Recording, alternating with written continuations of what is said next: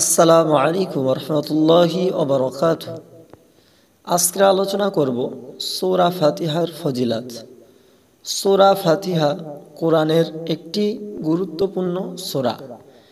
এই সূরাকে উম্মুল কোরআন অর্থাৎ কোরআনের মা বলা হয়। ইহা কোরআনের সর্বশ্রেষ্ঠ এবং গুরুত্বপূর্ণ সূরা। সূরা ফাতিহার মতো কোনো সূরা তাওরাত, জাবুর ও ইনজিল কেতাবেও নাজিল হয় নাই। সুফিগণ বলেন, আসমানি সমস্ত কিতাবের মধ্যে যা আছে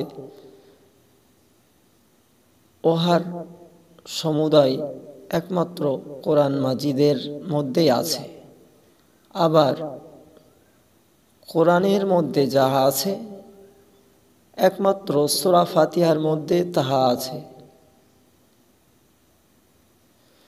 হাদিস শরীফে বর্ণিত আছে, সূরা ফাতিহাকে সূরা শেফাও বলা হয়।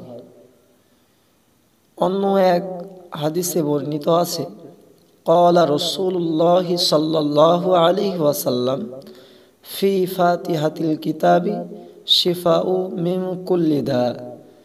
রাসূলুল্লাহ সাল্লাল্লাহু আলাইহি ওয়াসাল্লাম বলেন, সূরা ফাতিহায় সকল শারীরিক ও মানসিক রোগের আরোগ্য রহিয়াছে। হুজুর সাল্লাল্লাহু আলাইহি ওয়াসাল্লাম বলেছেন,